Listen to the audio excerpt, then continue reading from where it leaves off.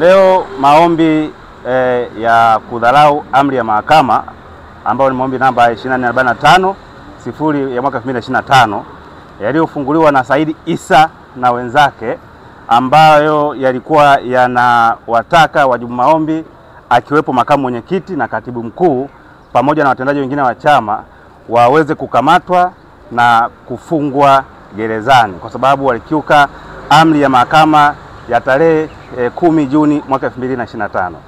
Maombi hayo yalisikilizwa hapa mahakamani mbele ya Jaji Amiri Mbagwa.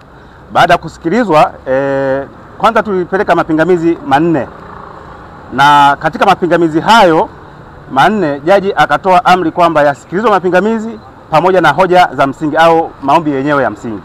Tukasikilizwa, ilikuwa tarehe 28. Baada ya kusikilizwa, jaji akapanga tarehe ya leo kwa ajili ya kutoa uamuzi kama aidha kweli mapingamizi yana msingi, na kama hana msingi angeendelea kutoa uamuzi wa kama aidha kweli viongozi hao waliotajwa kwenye hayo maombi ambayo mnawafahamu kama kweli walikiuka amri ya mahakama. Sasa tumefika leo kwa ajili ya uamuzi.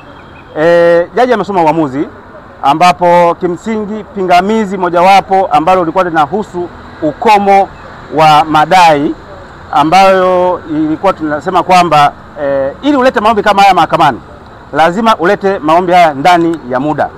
Kama kuna mtu amekiuka amri ya mahakama, sheria inasema lazima ulete madai yako ndani ya siku 60 kuanzia tarehe ambayo amri hiyo au malalamiko hayo yameanza kutokea.